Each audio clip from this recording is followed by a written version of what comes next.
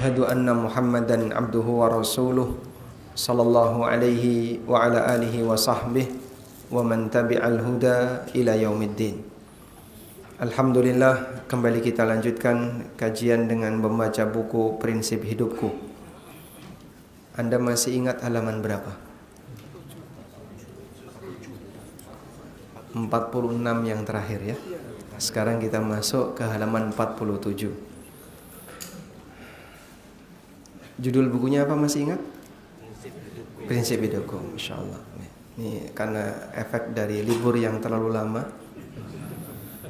saya khawatir lupa siapa nama pengisinya. Baik, kita langsung buka halaman 47. Jangan tinggalkan sunnah yang rutin. Allah Subhanahu wa ta'ala mewajibkan kita aneka amalan. Ada yang tingkatannya diilustrasikan oleh Al-Hafidh Ibnu Rajab seperti apa, Pak? Ada yang masih ingat? Ibarat sebuah bangunan, rukun Islam itu seperti tiang. Sedangkan amal wajib yang lain seperti tembok.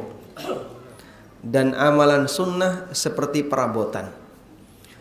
Maka selama orang komitmen dengan rukun Islam, tiang itu akan tegak berdiri dengan baik, sehingga atapnya tidak roboh. Ketika seorang muslim melaksanakan kewajiban, maka tembok-tembok kanan kirinya terbangun dengan baik, sehingga dia terhalangi dengan air hujan, angin, cuaca dingin atau panas. Saat dia melakukan amal sunnah, maka aneka perabotan mengisi rumahnya. Karena itu, dengan merutinkan amal sunnah, seorang hamba sama dengan menghias Islam yang ada pada dirinya. Di samping itu, orang yang melakukan amal sunnah nanti akan berstatus sebagai ahli. Dan ketika dia berstatus sebagai ahli, Allah Subhanahu wa ta'ala akan memasukkan dia ke dalam surga sesuai dengan keahlian amalnya. Kita lihat di sini. Untuk bisa disebut sebagai ahli salat atau ahli puasa, seseorang harus rajin melakukannya. Jika hanya melakukan sesekali, tentu saja belum bisa disebut sebagai ahlinya. Ketika seseorang telah menjadi ahli di bidang amal tertentu, berarti ada amal yang bisa dia jadikan andalan ketika dia menghadap Allah Subhanahu wa ta'ala. Dan Allah sediakan surga dengan pintu yang memiliki nama sesuai dengan nama amal. Ada pintu salat, ada pintu sedekah, ada pintu Ar-Rayyan. Untuk siapa pintu Ar-Rayyan? Orang yang ahli puasa. Ada pintu jihad dan ada pintu-pintu yang lainnya. Dalam hadis dari Abu Hurairah radhiyallahu anhu, Nabi sallallahu alaihi wasallam pernah bersabda, "Faman kana min ahli salati du'iya min babis salat. Wa man kana min ahli jihad du'iya min babil jihad." Yang ahli salat akan dipanggil dari pintu salat. Yang ahli jihad akan dipanggil dari pintu jihad. Wa man kana min ahli siyam du'iya min babir rayyan. Yang ahli puasa akan dipanggil dari pintu ar-rayyan. Yang ahli sedekah dipanggil dari pintu sedekah. Kalau enggak ahli semuanya gimana, Pak? Anda punya harapan apa? Sehingga sholat jarang, puasa hampir nggak pernah, sedekah rodok cetil, medit kumet, jihad juga nggak pernah dia melakukan keahlian tertentu dalam ibadah. Tayyib, memang kalau kita harus menjadi semua ahli dalam amal ini, nampaknya kita nggak sanggup. Tapi setidaknya nek ra iso kabeh aja ditinggal kabeh. Kalau enggak bisa semua, jangan tinggalkan semua. Ambil salah satu amalan yang mampu untuk kita rutinkan. Faqala Abu Bakar radhiyallahu anhu. Lalu Abu Bakar radhiyallahu anhu mengatakan, "Bi abi anta wa ummi ya Rasulullah." Ayah dan ibuku sebagai tebusannya ya Rasulullah. "Ma 'ala man du'iya min tilkal abwabi min daruratin." Tidak ada ruginya bagi orang yang dipanggil dari semua pintu itu. Fahal yud'a ahadun min tilkal abwabi kulliha. ada nggak orang yang dipanggil dari semua pintu tersebut ketika dia masuk surga? Jawab Nabi sallallahu alaihi wasallam, "Na'am wa arju an takuna minhum." Iya, ada. Dan aku berharap kaulah orangnya. Kau termasuk salah satu di antara orang yang dipanggil dari semua pintu surga. Dan ini salah satu di antara dalil yang menunjukkan keutamaan Abu Bakar As-Siddiq radhiyallahu anhu.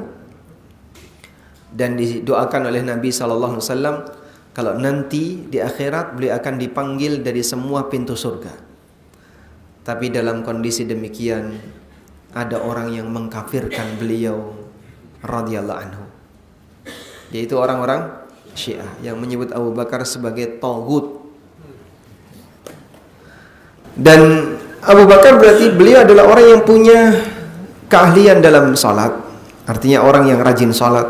Beliau rajin jihad, sebagaimana beliau rajin puasa dan beliau juga rajin sedekah. Maka layak bagi beliau radhiyallahu anhu untuk dipanggil dari semua pintu surga. Hadis sahih riwayat Bukhari. Dalam riwayat yang lain dari Abu Hurairah radhiyallahu anhu, Nabi sallallahu alaihi wasallam bersabda, "Likulli 'amilin babun min abwabil jannah yud'a minhu bidzalikal 'amal." Setiap orang yang beramal terdapat pintu khusus di surga dan dia akan dipanggil menuju surga dari pintu itu. Maka manusia akan dipanggil menuju surga sesuai dengan kebiasaan amalnya. Karena itu kita sudah mulai untuk berpikir amal ibadah apa yang kira-kira bisa kita jadikan sebagai kebiasaan kita. Dan sekali lagi, kalau tidak bisa semuanya, jangan tinggalkan semua. Jadi ambil salah satu. Aku pengen jadi ahli sholat, aku pengen jadi ahli puasa, dan seterusnya. Dan Rasulullah Sallallahu Alaihi Wasallam mengajarkan agar ketika orang itu beramal sunnah, ambil yang ringan, yang penting bisa dirutinkan dan dipertahankan. Ya. Kalau kita buat di sini kaidah berkaitan dengan amal sunnah. Kaidah amal sunnah. Yang pertama, ambil yang ringan. Rasulullah sallallahu alaihi wasallam bersabda, "Ahabbul a'mal ilallah adwamuha wa in qalla." Amal yang paling dicintai oleh Allah adalah amal yang paling dawam, yang dilakukan secara rutin, terus menerus, tidak putus, wa in qalla, meskipun ringan. Yang kedua, rutinkan. Sehingga bukan model orang yang ketika beramal pas lagi seneng dia mau, lagi nggak seneng dia tinggalin. Tapi dia kerjakan secara rutin. Selama tidak ada uzur, dia kerjakan. Yang ketiga, pertahankan. Maka saat dia beramal, bukan model mut-mutan. Kalau lagi mood, mau beramal, hilang mood, tinggalkan amal. Rasulullah sallallahu alaihi wasallam mengatakan, "Khudhu minal a'mali ma tutiqun, fa innallaha la yamallu hatta tamallu." Ambillah amal yang mampu kalian rutinkan, karena sesungguhnya Allah Ta'ala tidak akan pernah bosan untuk memberikan pahala bagi kalian sampai kalian bosan dalam beramal.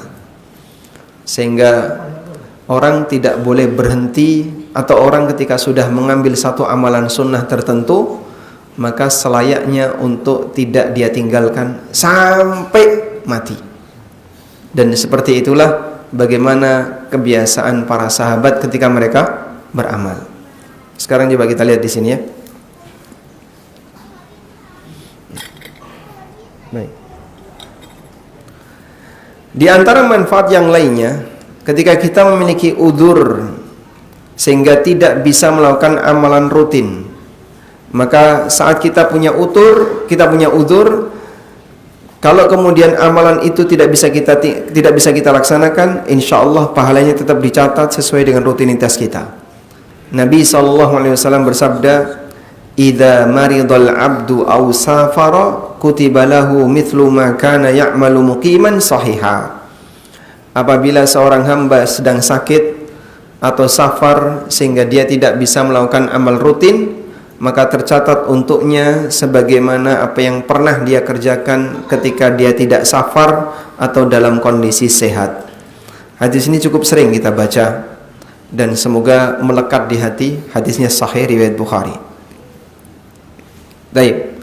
Sehingga kalau kita catat di sini tentang keutamaan amal sunnah. Yang pertama apa tadi, Pak? Dipanggil ke surga sesuai pintu amal kebiasaan. Baik. Yang kedua, dengan melakukan rutinitas amal sunnah, maka ketika kita punya uzur, pahalanya terus mengalir. Pahala mengalir jika ada uzur sehingga tidak bisa beramal. Kemudian di samping itu yang ketiga disebutkan dalam riwayat yang lain, orang yang melakukan amal sunnah dia akan berfungsi menutupi kekurangan dari amal wajib. Yang pertama kali akan dihisab oleh Allah bagian yang wajib. Kalau bagian yang wajib ini masih ada yang kurang, Allah perintahkan kepada para malaikat, unduru hallahu min tatawwu. Perhatikan orang itu, apakah dia punya amal sunnah atau tidak. Kalau dia punya amal sunnah, maka amal sunnah tadi digunakan untuk menutupi kekurangan yang ada dalam amal wajib. Sehingga saat kita sholat mungkin ada yang kurang dalam amal wajib kita, ketika puasa juga demikian, dan seterusnya. Lalu apa makna bahwasanya amal sunnah bisa menutupi kekurangan amal wajib? Ada dua makna yang disampaikan oleh para ulama. Makna yang pertama adalah menjadi pengganti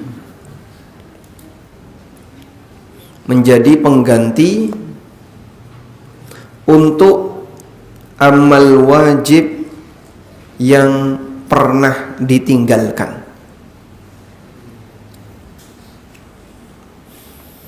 Sehingga misalnya dia pernah meninggalkan satu sholat, saat dia rajin amal sunnah, sekian amal sunnah Allah jadikan sebagai pengganti satu amal wajib yang dia tinggalkan, sesuai dengan apa yang Allah kehendaki.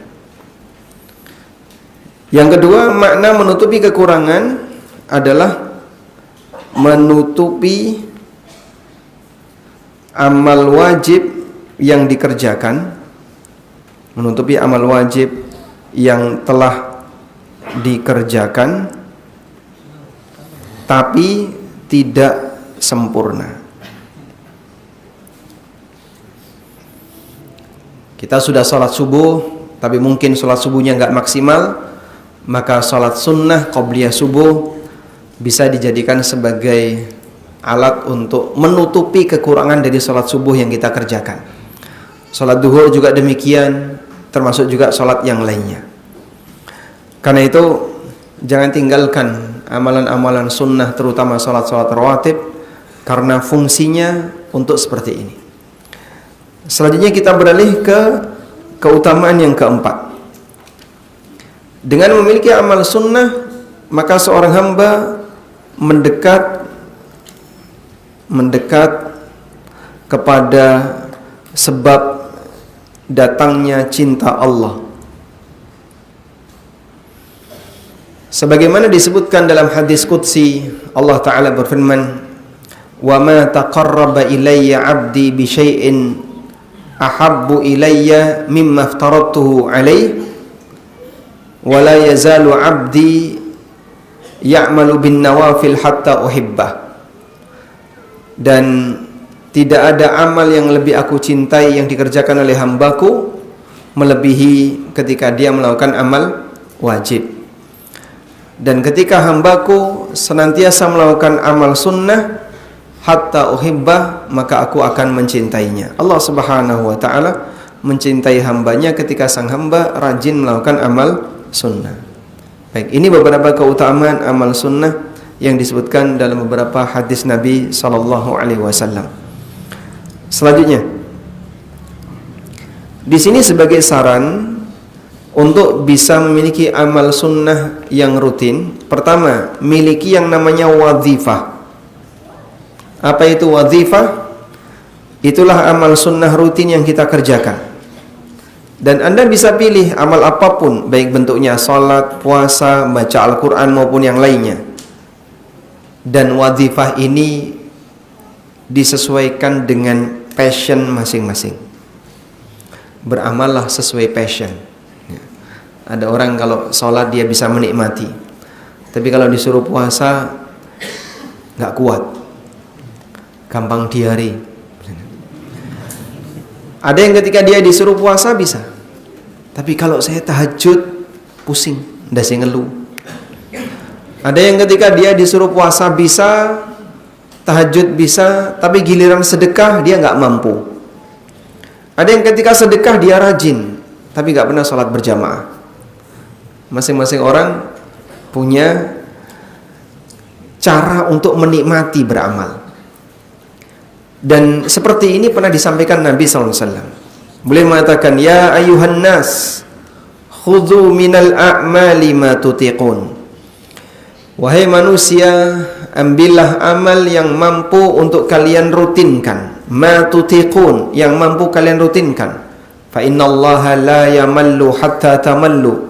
Karena Allah enggak pernah bosan sampai kalian bosan untuk beramal.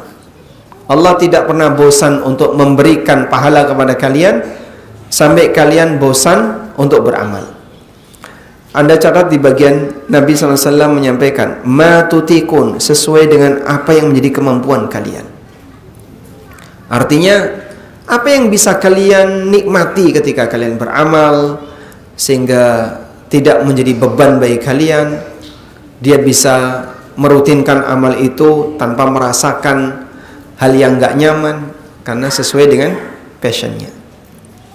Saya ketemu bapak-bapak yang usianya 80 tahun, dan waktu itu beliau puasa sunnah Senin Kemis, usia 80. Terus beliau bilang seperti ini, waktu bertamu ke rumah saya, disuguhi, kemudian beliau menyampaikan saya puasa. Lalu beliau sampaikan, saya itu nggak bisa tahajud. Kalau bangun jam 3 itu pusing. Sehingga rata-rata bangunnya jam 4 dan hanya cukup untuk sholat 2 rakaat atau 1 rakaat. Maka puasa ini sebagai gantinya. Ya, beliau bilang puasa sunnah ini sebagai gantinya. Itu contoh pemahaman yang benar, bahwa kalau kita nggak bisa beramal A, carilah amal-amal yang lain. B nggak bisa, cari C. C kesulitan, cari D. Pokoknya yang penting punya salah satu. Ini sebagai andalan. Sehingga wazifah adalah amal yang sesuai dengan passion kita masing-masing, di mana kita merutinkan itu sebagai bentuk kedekatan kita kepada Allah Subhanahu wa taala. Allah senantiasa akan menerima dan memberi pahala selama sang hamba rajin dalam mengamalkannya. Begitu hamba ini putus beramal, maka pahalanya putus. Yang kedua, pilih amal yang bisa dirutinkan walaupun sedikit. Ketika memiliki wazifah, pilih yang ringan dan sanggup untuk dirutinkan. Karena model borongan tapi cuma sekali 2 kali, bukan seperti itu model amal yang dicintai oleh Allah. Lebih gampang mana? Beramal borongan atau rutin? Lebih gampang mana? Kenyataannya borongan lebih mudah bagi orang. Kenyataannya ya. Sehingga kalau Anda lihat, banyak orang kalau beramal borongan itu banyak yang bisa. Khatamkan Quran selama 1 bulan Ramadan. Yang bisa banyak nggak Pak? Banyak. Tapi giliran dia diminta kau baca Quran sehari 2 lembar saja. Sehari. Banyak bolosnya daripada bacanya. Sehingga kadang sehari sama sekali tidak menyentuh Quran. Sebab yang rutin lebih berat daripada yang model borongan. Orang kalau misalnya diminta untuk mujahadahan dari mulai jam 8 sampai jam 2 pagi, bahkan sampai jam 3 mujahadahan. Baca zikir, baca ini, baca wirid A, wirid B, rotib A, rotib B, sampai jam 3 pagi baru selesai. Berapa jumlah zikir yang dia baca? Banyak sekali, Pak. Itu baca kulhu saja 1111 kali. Satu jejer papat, siji. Yang hitung susah. Ngitungnya saja loh susah. Tapi dia bisa lakukan itu. Dalam waktu semalam dia baca sholawat tertentu sampai 4. Engkau papat jejer papat. 4444. Ngitungnya gimana, Pak? Ngitungnya saja susah. Tapi dia kerjakan. Giliran misalnya dia diminta, udahlah nggak usah kayak gitu. Kau baca zikir setiap pagi dan sore minimal 10 menit. Banyak ngantuknya daripada zikirnya. Makanya lebih berat amal rutin walaupun sedikit daripada amal yang modelnya borongan. Nabi SAW bersabda, wa inna habbal a'mali ilallahi ma dama wa in qalla. Amal yang paling dicintai oleh Allah adalah amal yang paling rutin walaupun sedikit. Hadis riwayat Bukhari Muslim. Karena itu dulu para sahabat ketika mereka sudah memiliki wadhifah tertentu, mereka akan rutinkan sampai tua, sampai mati, hingga pada titik terakhir mereka sudah tidak mampu lagi melakukannya. Abdullah bin Amr bin As pernah mengatakan di hadapan Rasulullah SAW, saya akan tahajud tiap malam dan puasa tiap hari. Lalu Nabi SAW menasihatkan, kamu tidak akan mampu melakukan itu. Berpuasalah 3 hari setiap bulan, karena setiap kebaikan dilipatkan 10 kali, sehingga seperti puasa setahun. Sehingga Anda puasa 3 hari tiap bulan, itu sama dengan puasa 1 bulan, 30 hari. Bulan depan 3 hari lagi, sama dengan 1 bulan. Maka kalau kita puasa sunnah 3 hari tiap bulan, sama dengan puasa setahun. Dan puasa sunnah 3 hari tiap bulan tidak harus di ayyamul bid. Boleh di ayyamul bid, boleh selain ayyamul bid. Hadis yang menyebutkan anjuran untuk puasa sunnah di ayyamul bid, hadis dari Abu Dzar. Namun kalau nggak di ayyamul bid boleh nggak, Pak? Boleh. Misalnya depan 1 hari, tengah bulan 1 hari, 10 hari terakhir di akhir bulan 1 hari lagi dipisah, silakan. Sehingga bagi Bapak Ibu yang barangkali masih berat untuk rutin Senin Kemis atau puasa sunnah Daud atau yang lainnya, Anda bisa praktekkan puasa 3 hari tiap bulan dengan waktu bebas, mau depan, tengah, ujung, silahkan. Kemudian ditaruh di ayyamul bid 3 hari semuanya juga bisa. Terutama bagi Anda yang merasa sangat sibuk sehingga nggak bisa puasa sunnah dengan rutin, bisa lakukan saran Nabi SAW ini. Namun Abdullah bin Amr bin As mengatakan, inni utiku aktsara min hada. Aku bisa lebih daripada itu. Aku bisa puasa yang lebih banyak daripada itu. Nabi SAW lalu menasihatkan, sum yauman wa aftir yauman, dzalika saumu akhi Dawud wa huwa khairus siyam. Berpuasalah sehari dan tidak puasa sehari, itu adalah puasa Nabi Dawud dan itu puasa yang terbaik. Karena disebut sebagai puasa yang terbaik, maka para ulama menyimpulkan orang yang sedang puasa Dawud tidak boleh mengikuti puasa sunnah yang lain. Sehingga komitmen saja dengan Dawud, kamu jangan keluar dari ritme puasa Dawud. Jadi misalnya ya, yang sudah terbiasa puasa Daud, ini pas di bulan Dzulhijjah, pas di bulan Dzulhijjah, ritme dia pas puasa Daud masuk bulan Dzulhijjah tanggal 1, tanggal 2, tanggal 7, 8, 9. Tanggal 1 nggak puasa, tanggal 2 puasa, tanggal 3 tidak puasa, tanggal 4 dan seterusnya. Berarti tanggal 7? Tanggal 7 tidak puasa. Tanggal 8 puasa. Ini hari Arafah. Puasa nggak? Puasa nggak? Yang sudah rutin terbiasa Daud, pas tanggal 9 Dzulhijjah, hari Arafah, puasa nggak? Nggak. Dia nggak boleh puasa. Sehingga di sini tidak puasa. Dan nanti tanggal 10 nggak puasa lagi, ya karena Idul Adha. Tidak puasa lagi.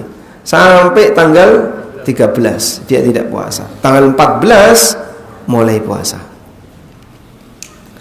Karena puasa Daud puasa terbaik sehingga tidak boleh ditambahi dengan puasa sunnah yang lain. Nanti ketika dia ketemu Muharram juga seperti itu. Pas Muharram ya, tanggal 1, tanggal 2, tanggal 3, tanggal 9, tanggal 10.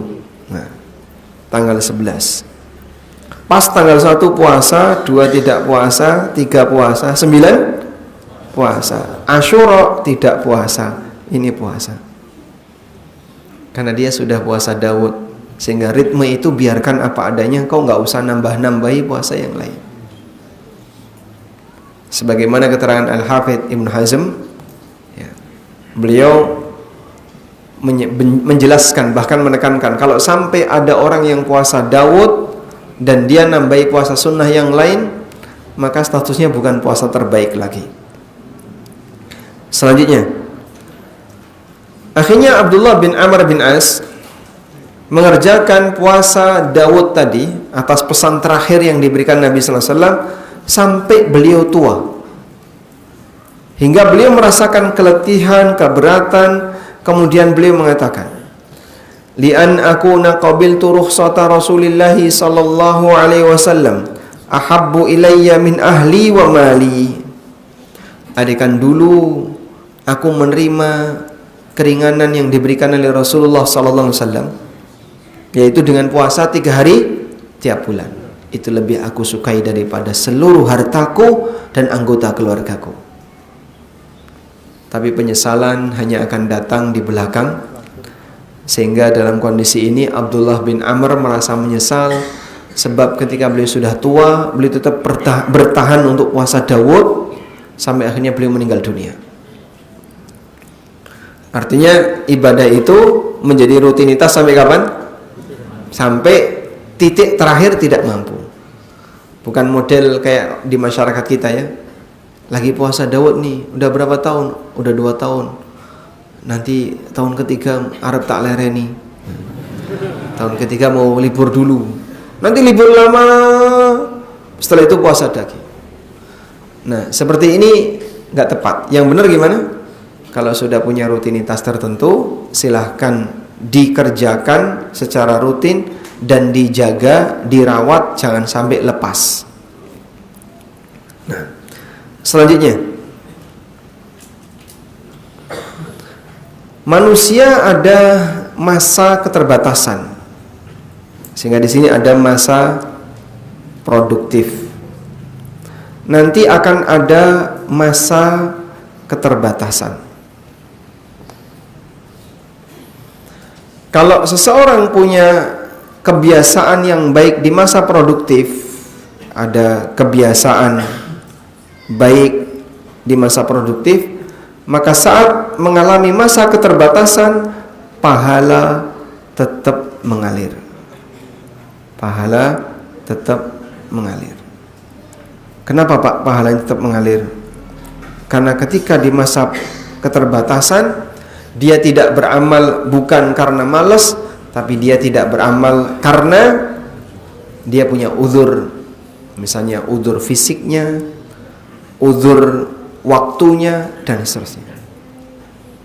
Karena itu Allah Subhanahu wa taala sebutkan dalam firman-Nya di surat At-Tin, "Illal ladzina amanu wa 'amilus solihati falahum ajrun ghairu mamnun." Coba kita lihat, falahum ajrun ghairu mamnun.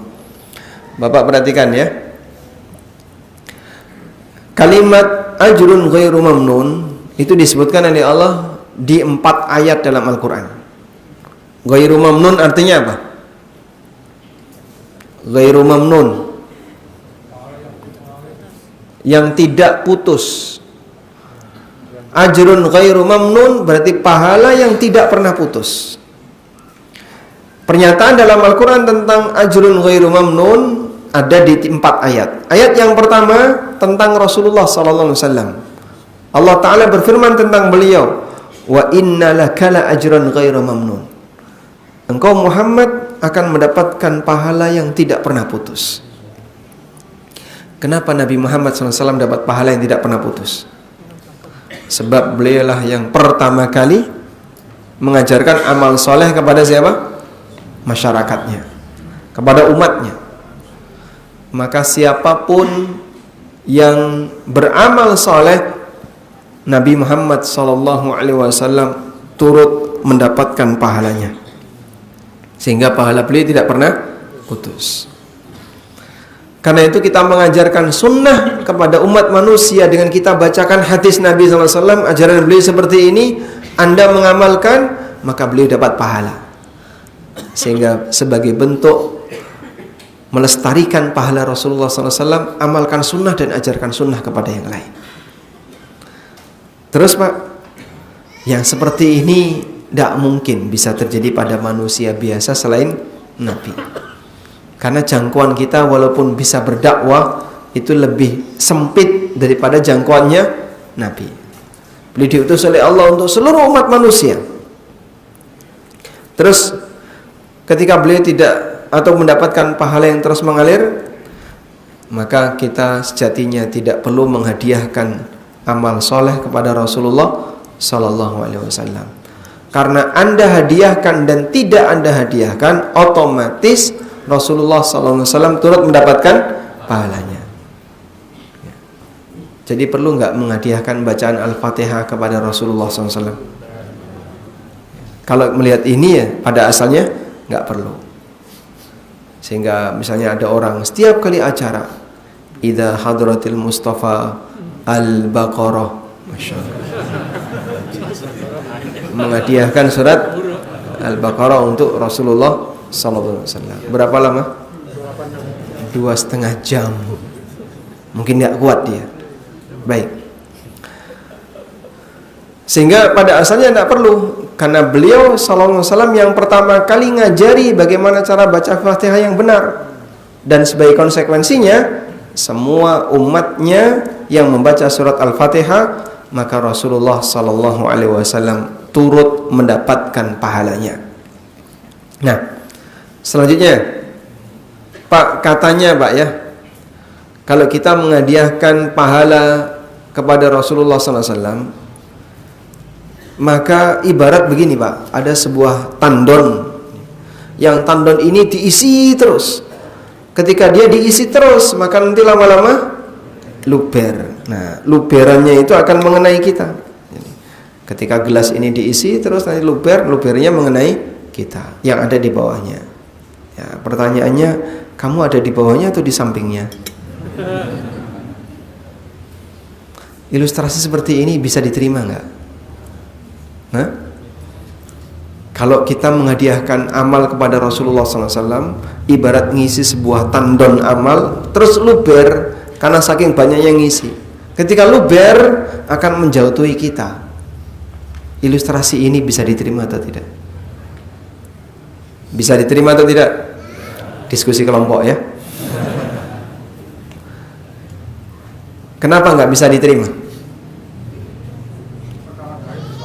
Perkara gaib. Ini kan ilustrasi kata mereka.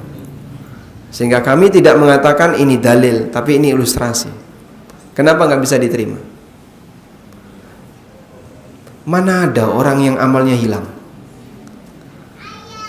Apakah mungkin amal Nabi SAW bisa hilang? Kalau manusia selain beliau amalnya batal mungkin, dengan aneka maksiat yang dikerjakan. Tapi mana ada amalnya seorang Nabi SAW hilang?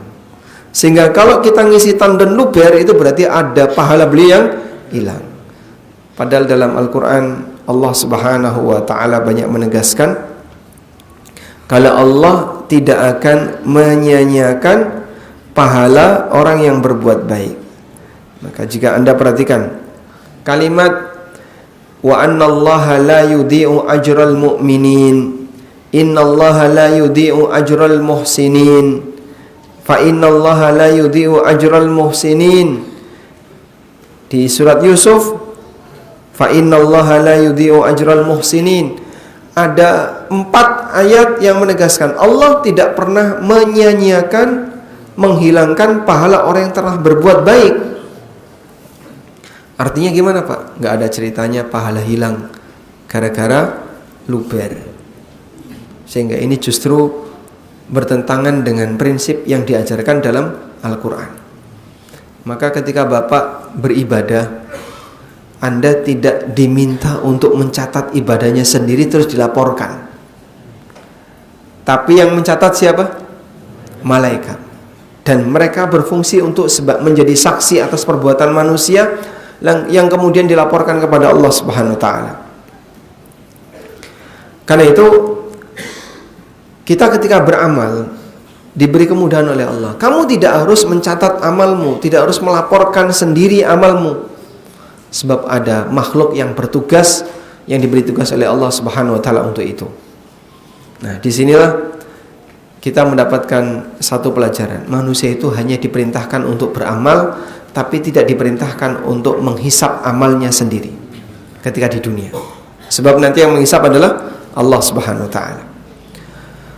Maka ini kemudian yang luar biasa dari Allah Subhanahu wa taala, di mana Anda tinggal beramal dan tidak harus mencatat kerja yang pernah dilakukan. Beda kalau orang bekerja di sebuah perusahaan, nanti tolong hasil kerjanya dilaporkan. Akhirnya dia sibuk administrasi, malah nggak sibuk kerja, karena sibuk buat laporan. Hamba tidak perlu seperti itu. Baik, selanjutnya, karena masa produktif ini adalah masa di mana seseorang masih bisa melakukan kebiasaan yang baik, maka di waktu dan masa produktif maksimalkan kebiasaan yang baik itu, agar nanti kita bisa mendapatkan pahala yang terus mengalir di posisi ketika kita sudah tidak mampu melakukannya. Kapan kita sudah disebut orang yang tetap mendapatkan aliran pahala walaupun kita sudah tidak lagi mampu melakukannya? Kembali kepada ayat yang ghairu mamnun tadi. Allah Subhanahu wa taala berfirman di surat At-Tin, illal ladzina amanu wa 'amilus solihati falahum ajrun ghairu mamnun. Kecuali orang yang beriman dan beramal soleh, mereka dapat pahala yang tidak pernah putus. Coba Anda lihat keterangan yang disampaikan oleh sahabat Ibnu Abbas radhiyallahu anhu. Wa rawa ad-Dhahhak anhu, ad-Dhahhak meriwayatkan dari Ibnu Abbas, idza kana al-'abdu fi shababihi katsiras salati katsiras siyami was sadaqah. Ketika seorang hamba di masa mudanya dia rajin salat, rajin puasa, rajin sedekah, thumma dha'ufa amma kana ya'malu fi shababihi, sampai dia sudah tidak mampu lagi melakukan amalan tersebut ketika dia sudah lemah, ajrallahu azza wa jalla lahu ma kana ya'malu fi shababihi, maka Allah akan berikan pahala untuknya sesuai dengan amalan yang rutin dia kerjakan di waktu muda. Sehingga Bapak tulis di sini ya. Membiasakan amal sunnah. Membiasakan amal sunnah. Ketika seorang muslim dia membiasakan amal sunnah, salah satu di antara pengaruhnya adalah saat dia tua sehingga fisiknya sudah nggak bisa lagi diajak untuk beribadah, atau dia dalam kondisi lemah, misalnya karena sakit yang menaun, maka pahala tetap mengalir. Pahala tetap mengalir. Kenapa pahala ini tetap mengalir? Sebab orang ini mereka Tidak beramal bukan karena malas, tapi tidak beramal karena ada uzur. Sehingga lututnya sudah nggak bisa lagi diajak ke masjid, badannya sudah nggak bisa lagi diajak sholat berjamaah. Tapi karena dia punya rutinitas waktu masih muda untuk melakukan amal sunnah, maka pahalanya tetap mengalir. Sehingga kalau ada ungkapan olahraga itu adalah tabungan kesehatan di hari tua, rajin ibadah itu adalah tabungan pahala di hari tua.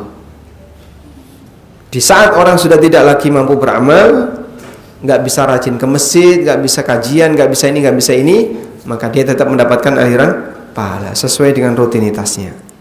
Wallahu a'lam. Baik, walhamdulillahirabbil alamin. Selesai satu bab. Sekarang kita beralih ke bab berikutnya. Jadilah manusia nol kezaliman. Kita sampai jam berapa? Jam 11. Insyaallah ya. Bismillah.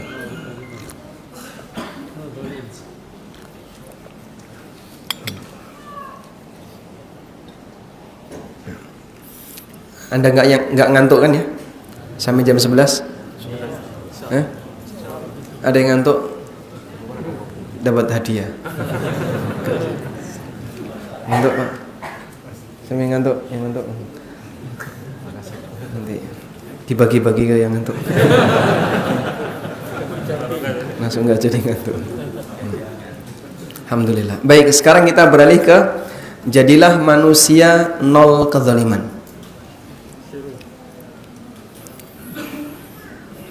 Menghadap Allah dalam keadaan kita nggak punya beban apapun terhadap hak orang lain, itu kebahagiaan yang luar biasa. Karena kalau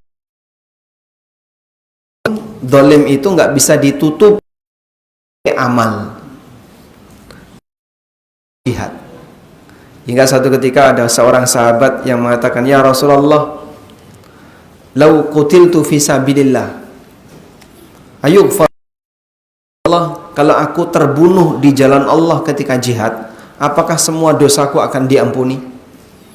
Kata Nabi SAW, na'am, wa anta muqbilun ghairu mudbirin sabirun muhtasibun. Ya, dosamu akan diampuni selama ketika kau perang terus maju dan gak mundur, gak lari, kau sabar dan mengharapkan pahala dari Allah. Artinya ikhlas. Setelah itu orang ini langsung berangkat. Tiba-tiba dipanggil Nabi SAW, illa dain qala li Jibrilu anifan, kecuali utang, baru saja saya mendapatkan wahyu dari Jibril. Sehingga orang yang mati syahid di medan jihad tapi punya utang, pahala jihadnya ini tidak bisa menutupi utangnya. Kebayang nggak dengan kezaliman yang lain yang lebih parah dibandingkan utang? Seperti dolim dengan mengambil harta yang bukan miliknya, dolim dengan mencaci maki orang lain, melanggar kehormatan orang lain, dan seterusnya. Sekarang kita lihat di sini. Anas bin Malik menceritakan, pernah terjadi kenaikan harga barang di zaman Nabi SAW, sampai para sahabat mendatangi Nabi SAW dan menyampaikan masalahnya. Ya Rasulullah, qad ghala si'ru fasa'ir lana. Ya Rasulullah, banyak harga yang naik, turunkan harga untuk kami. Karena kalau kemudian harga ini naik terus, kita nggak sanggup untuk membelinya. Turunkan harga untuk kami. Para sahabat minta agar harga disesuaikan. Dan Nabi SAW berhak untuk itu, karena beliau sebagai kepala negara. Mendengar aduan ini, Nabi SAW bersabda, innallaha huwal musa'irul qabidul basitur razik. 4 penjelasan tentang Allah yang disampaikan Nabi SAW dalam masalah rizki. Sesungguhnya Allah itu al-musa'ir, yang menetapkan harga, al-qabid wal basit, yang menyempitkan dan melapangkan rizki hamba, ar-razik, dan yang menjamin rizki hamba. Dalam urusan masalah rizki, Bapak ingat 4 ini penjelasan yang diberikan oleh Rasulullah SAW untuk memahamkan kepada manusia kenapa ada kayak gini. Pertama, terjadinya kenaikan harga. Yang menetapkan harga itu Allah. Sehingga kalau Anda lihat apapun yang harganya naik, kadang turun, kadang naik, yang menetapkan harga itu Allah. Yang kedua, Allah Subhanahu wa ta'ala yang menyempitkan dan melapangkan rizki hamba.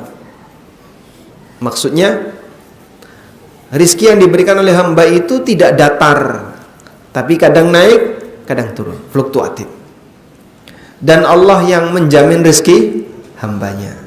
Nah, jika terjadi kenaikan harga, maka yakini kenaikan harga ini tidak akan menambah dan mengurangi jatah rizkimu, karena Allah Subhanahu wa ta'ala telah menjamin jatah rizkimu.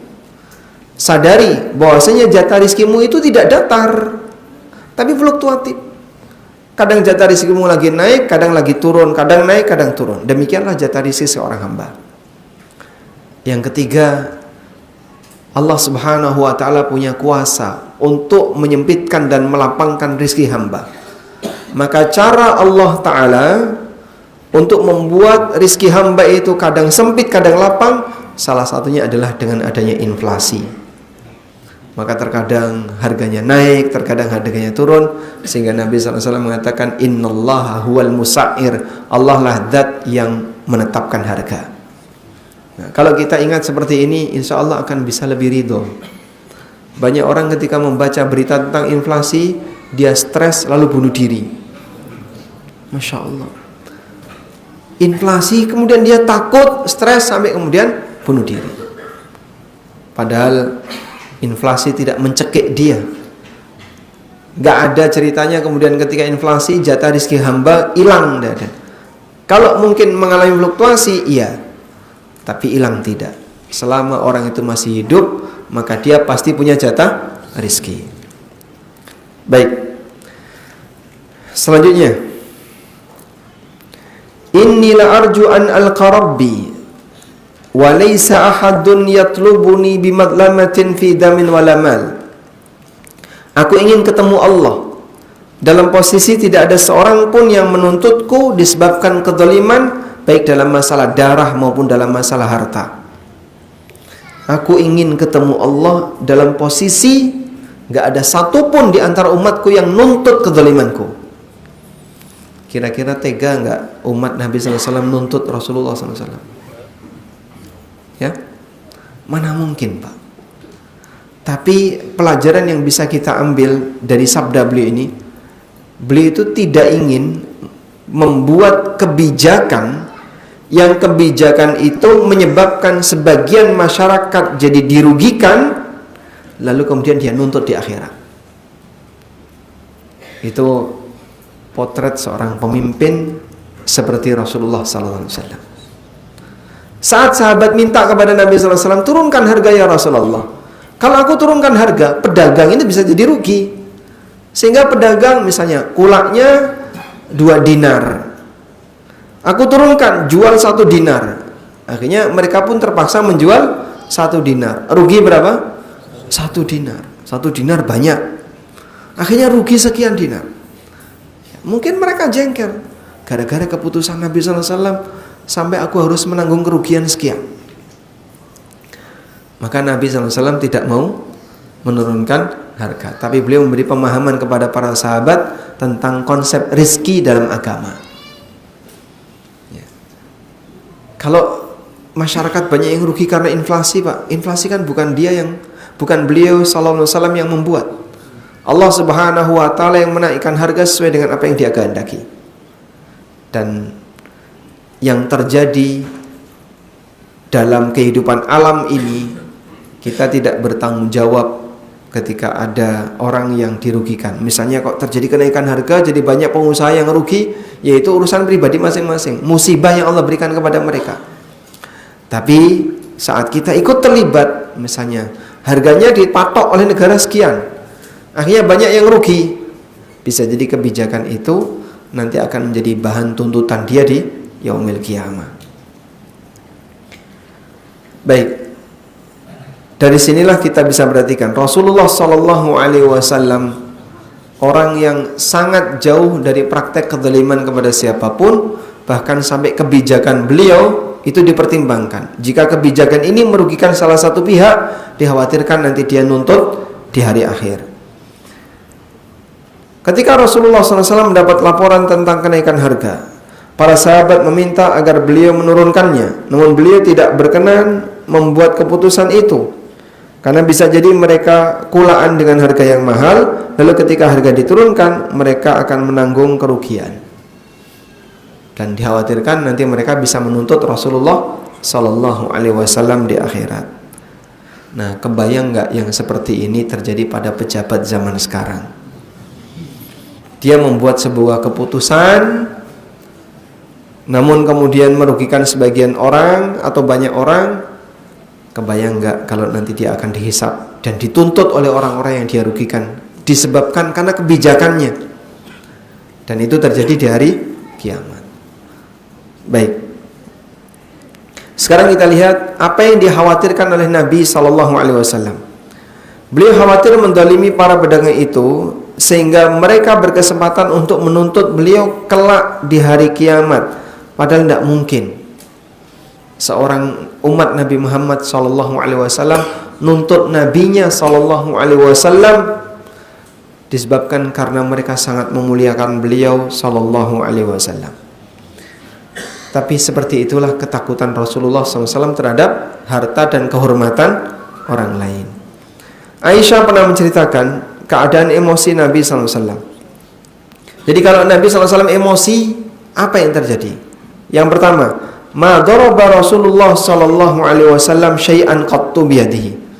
Rasulullah SAW tidak pernah mukul orang pakai tangan. Wala imra'atan wala khadiman. Beliau juga tidak pernah memukul seorang wanita maupun seorang pembantu. Illa ayyujahida fi sabilillah, kecuali saat beliau jihad fi sabilillah, wa manila minhu syai'un qattu fayantaqimu min sahibihi. Nah, saat jihad beliau membunuh musuhnya sebagaimana beliau juga jadi sasaran bunuh.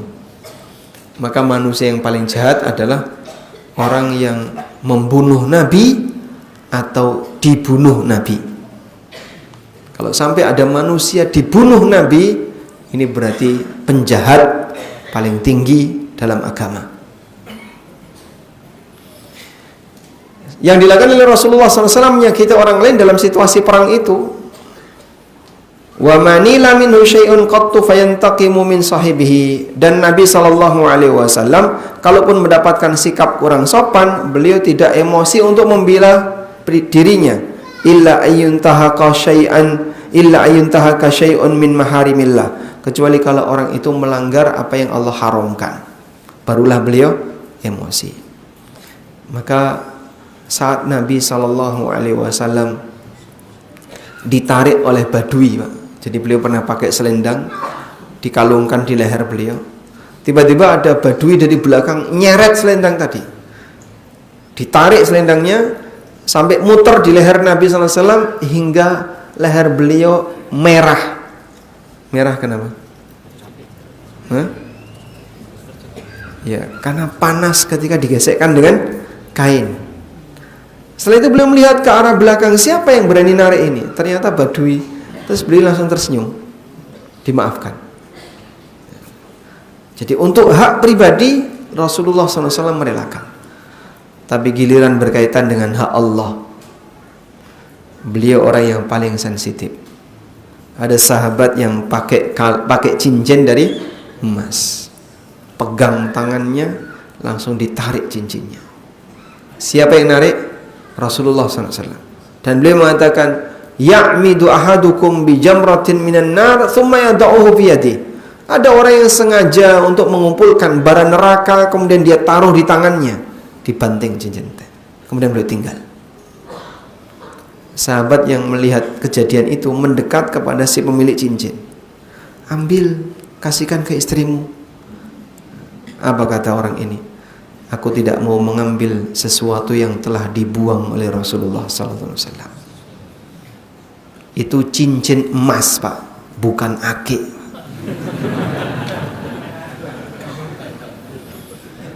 Tapi seperti itulah semangat ketaatan para sahabat.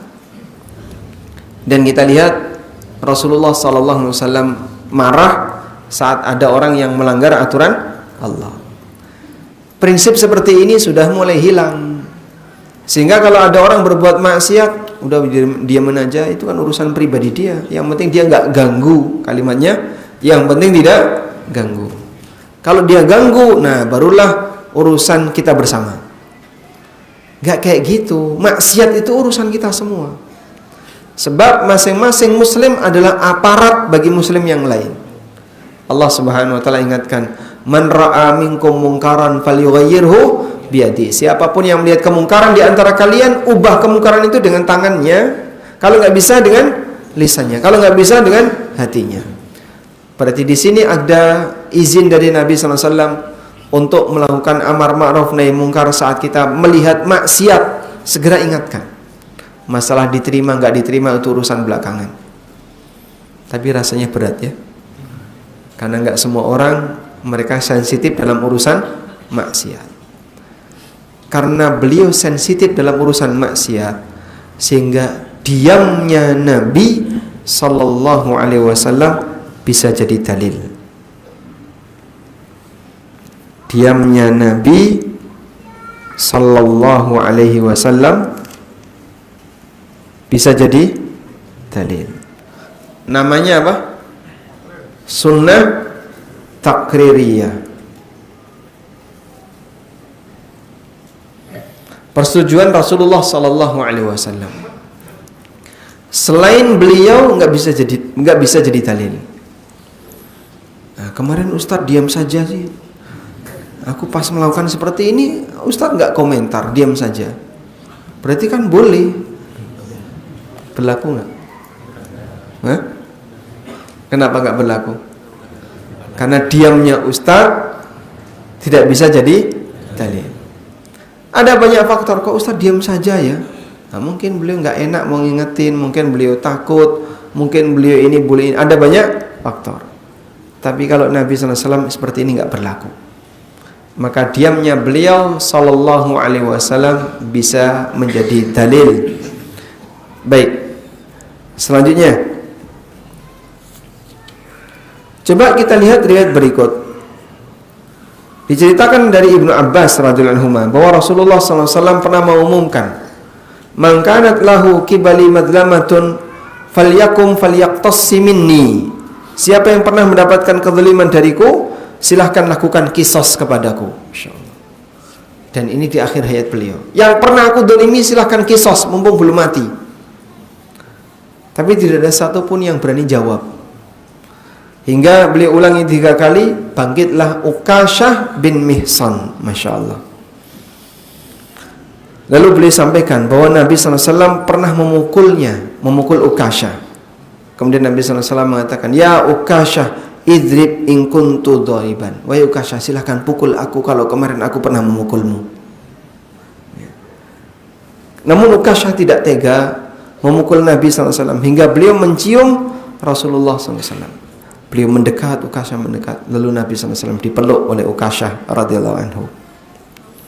Itulah contoh menjadi manusia nol kezaliman, di mana beliau punya prinsip jangan sampai ada kezaliman yang dibawa mati, harus selesai di dunia. Maka hindari sebisa mungkin yang namanya kezaliman, karena kezaliman kalau kemudian dipertahankan sampai mati sangat berbahaya. Dan segera minta maaf untuk dihalalkan, jangan nunggu lebaran. Dosanya dilakukan tanggal 3 Syawal, minta maafnya tanggal 1 Syawal, nunggu setahun. Kenapa harus nunggu lebaran? Lebih berat mana, memaafkan atau minta maaf? Hah? Lebih berat memaafkan atau minta maaf? Banyak orang yang kadang minta maaf itu tidak mau. Ayo minta maaf, padahal jelas salah, tidak mau. Kenapa dia nggak mau? Tidak punya tawadhu. Maka yang memaafkan itu tawadhu, yang minta maaf juga tawadhu. Karena itu Allah Subhanahu wa taala akan mengangkat derajat keduanya. Nabi SAW bersabda, "Wa ma zadallahu 'abdan bi'afwin illa izza." Apabila seseorang itu suka memaafkan, maka Allah tambahkan untuknya izzan, kehormatan. Maka manusia menjadi semakin mulia saat dia suka memaafkan. Rasulullah sallallahu alaihi wasallam bersabda, "Man kanat lahu madlamatun li akhihi min irdihi aw syai'in falyatahallalhu minhu al-yawm." Siapa yang punya kezaliman kepada orang lain, baik berkaitan dengan kehormatannya atau hartanya atau yang lainnya, agar dia minta dihalalkan hari ini sebelum dinar dan dirham sudah tidak lagi berlaku.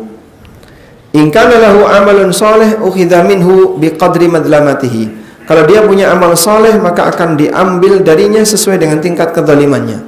Kalau dia tidak punya amal saleh, maka akan diambil dosanya, fahumila alaihi, kemudian dipikulkan ke orang ini. Itulah bahayanya orang yang suka berbuat zalim kepada yang lain. Termasuk juga zalim dalam keluarga. Jangan sampai kita punya anggapan, iki kan bojoku dhewe, ya sak karepku. Tidak bisa seperti itu. Kalau orang punya mainan tertentu, terus mainan itu rewel, pateni selesai. Kalau suami punya istri, istrinya rewel,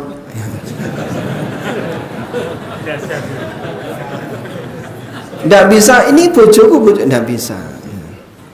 Sehingga ada sebagian orang yang punya prinsipan, terserah saya, ini istri saya. Iya, tapi kau zalim kepada istrimu, nanti dia bisa nuntut di akhirat. Sebagaimana ketika istri zalim kepada suaminya, suami juga bisa punya hak untuk nuntut di akhirat. Kezaliman tetap dihitung kezaliman meskipun terjadi antar suami istri, dan nantinya di hari kiamat akan ada hisabnya.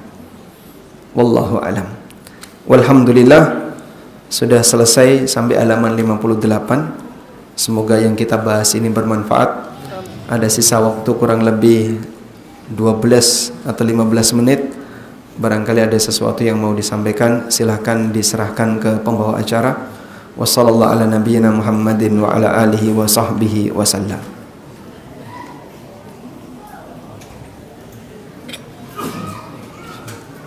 Assalamualaikum Ustaz. Izin bertanya, apakah sewaktu itu Rasulullah pernah membunuh musuhnya? Bagaimana ceritanya? Apakah Rasulullah dibantu para sahabatnya? Jazakumullah khairan atas ilmu dan jawabannya. Baik.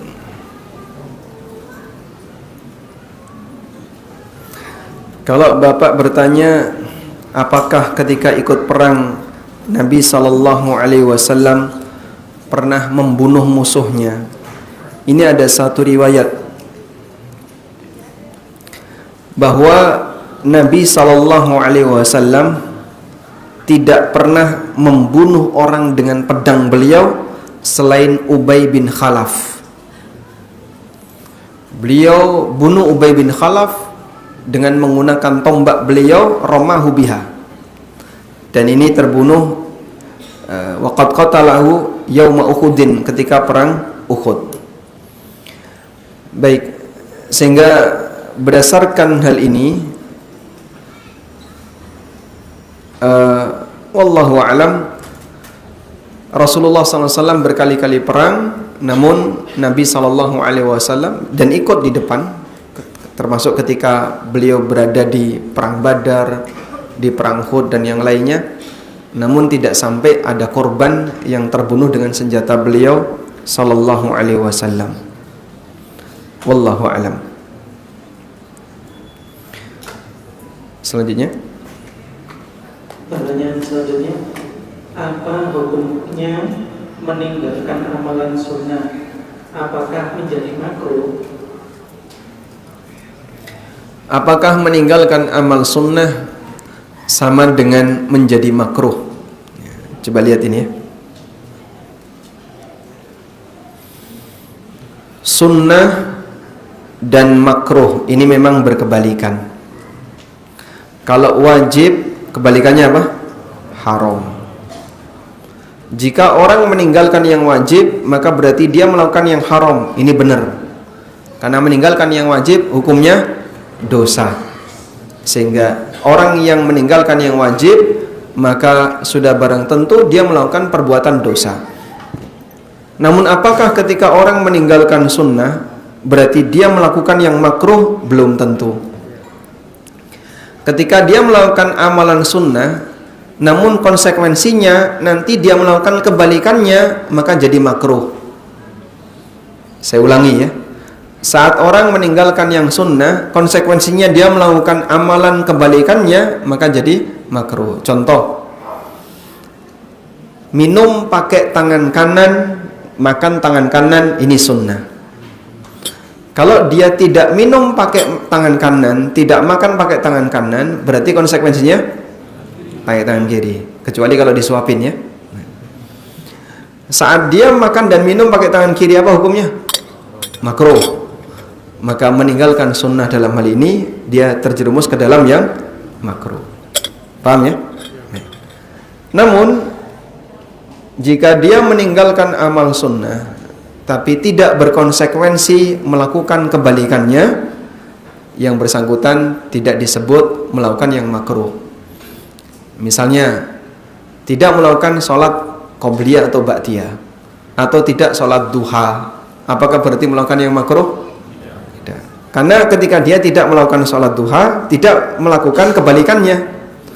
Dia tidak melakukan sholat duha, kebalikannya apa? Ya tidak ada. Tidak ada. Disitulah tidak semua meninggalkan yang sunnah berarti berkonsekuensi mengamalkan yang makruh. Bisa dipahami ya? Maka meninggalkan yang sunnah ada dua. Meninggalkan yang sunnah namun konsekuensinya dia melakukan yang makruh, jadi makruh. Contoh tadi ya, dia tidak makan pakai tangan kanan, tidak makan pakai tangan kiri, tidak minum pakai tangan kanan. Konsekuensinya dia pakai tangan kiri. Bagaimana dia makan dan minum? Kan tidak mungkin dikokop ya. Dia menggunakan tangan, akhirnya yang dipakai tangan kiri, maka dia melakukan yang makruh.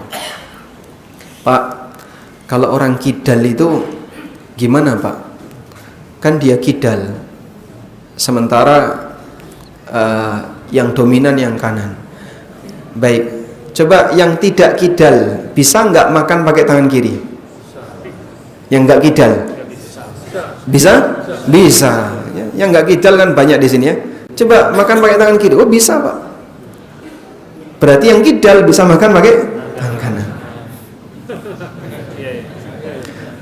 Kidal dan tidak kidal itu masalah dominasi. Kidal itu lebih dominan kiri, tapi yang nggak kidal dominan kanan. Namun dalam urusan makan, selama dia masih bisa pakai tangan kanan, harus tangan kanan. Lain kalau misalnya tangan kanannya lumpuh, nah, maka mau tidak mau dia makan pakai tangan kiri. Wallahu a'lam. Assalamualaikum Ustaz. Waalaikumsalam warahmatullahi wabarakatuh. Selalu menjaga Ustaz. Amin walakum bimithli. Mengenai kezaliman, bagaimana dengan kezaliman yang meninggalkan bekas trauma pada anak yang dilakukan oleh orang tua? Orang tua meminta maaf kepada anak pun sangat gengsi, malah beranggapan bagaimanapun anak harus berbakti pada orang tua. Banyak anak yang merasakan sakit dan luka karena orang tuanya. Terima kasih. Memang terkadang ada sebagian orang dekat kita yang dia bertindak zalim kepada kita. Namun Allah Subhanahu wa taala ingatkan agar kita tidak melupakan jasa siapapun yang pernah berbuat baik kepada kita. Saat Allah Subhanahu wa taala menjelaskan tentang masalah perceraian, suami istri ini pisah padahal dulu mereka saling mencintai, setelah itu mereka saling benci. Lebih benci mana? Orang yang sebelumnya nggak kenal kemudian membenci, atau orang yang sebelumnya kita cintai kemudian kita benci? Lebih kuat kebencian yang mana Pak? Yang kedua. Karena sebelumnya dia pernah jadi orang yang kita cintai, sekarang dia jadi orang yang sangat kita benci. Mungkin kebenciannya akan lebih parah dibandingkan ketika Anda nggak kenal dengan orang tertentu terus Anda benci sama orang itu. Karena itu ketika terjadi perceraian suami istri, Allah Subhanahu wa taala tetap ingatkan, wala tansawul fadla bainakum. Anda lihat ayat ini. Wala tansawul fadla bainakum. Janganlah kalian melupakan jasa di antara sesama kalian. Di surat Al-Baqarah ayat 237. Ayat ini berbicara tentang masalah perceraian dan talak. Tapi kalaupun kalian menceraikan istrimu atau seorang istri gugat cerai dari suaminya sampai berhasil cerai, ingat, ini wanita pernah melayani kamu. Ini lelaki pernah ngasih duit ke kamu. Allah Subhanahu wa taala ingatkan kebaikan masing-masing. Artinya cerai ya sudah cerai, tapi jangan berkelanjutan, kemudian saling teror. Saat salah satunya nikah lagi, teror lagi. Akhirnya permusuhannya jadi nggak ada ujungnya. Baik, orang tua punya nggak jasa ke anak? Apa jasanya, Pak? Apa jasanya? Waktu kamu lahir, kamu nggak dibiarkan, kamu nggak dibuang pinggir jalan atau ditaruh di tepi sungai, tapi kau dirawat. Walaupun mungkin ketika kau besar, saat usia SD atau SMP, orang tua pernah jahat kepada kamu sampai meninggalkan sebuah bekas luka dalam hati yang dalam. Tapi jangan lupakan jasa beliau dulu. Coba kalau bayi itu begitu lahir dibiarkan dalam rumah sendirian, dirubung semut, mati ya. Iya, Pak. Namun dirawat oleh orang tuanya sampai akhirnya dia besar. Sehingga jasa ini nggak bisa terbayarkan dengan nilai apapun. Maka kalaupun misalnya orang tua pernah berbuat salah, wala tansawul fadla bainakum. Jangan kau lupakan kebaikan jasa mereka yang luar biasa. Tapi Pak, masih meninggalkan bekas. Kalau sekiranya Anda tidak bisa akrab dengan orang tua, minimal jangan memusuhi. Menampakkan permusuhan, menampakkan kalau Anda benci sama mereka, ini masuk kategori durhaka. Tapi kalau tidak akrab, misalnya setiap kali aku ketemu bapak, ketemu ibu, isinya cuman berantem, ngomel, gak kuat saya. Ya sudah, kau boleh jaga jarak, tapi tidak menunjukkan permusuhan. Wallahu a'lam. Satu lagi Ustaz. Assalamualaikum warahmatullahi wabarakatuh. Waalaikumsalam warahmatullahi wabarakatuh. Jika kita pernah menzalimi orang, kemudian kita tidak menemukan orang itu lagi karena pindah alamat, bagaimana cara meminta maafnya, Ustaz? Bagaimana cara minta maaf saat kita pernah mendolimi orang lain dan gak ketemu orangnya? Kita tidak bisa minta maaf karena kita tidak tahu dan tidak bisa ketemu beliau, tidak bisa berhubungan dengan beliau, berkomunikasi dengan orang yang kita dolimi. Maka yang bisa kita lakukan adalah memohonkan ampun kepada Allah Subhanahu wa taala untuk yang bersangkutan. Ya Allah, saya pernah mendolimi teman saya waktu SMA dulu, namanya si A, namanya si B. Dulu saya pernah membuli si C, pernah mengambil spidolnya si D, belum dikembalikan. Pernah mengambil penghapusnya si E. Sampai tua kita nggak pernah ketemu. Gimana? Mintakan ampunan untuk yang bersangkutan.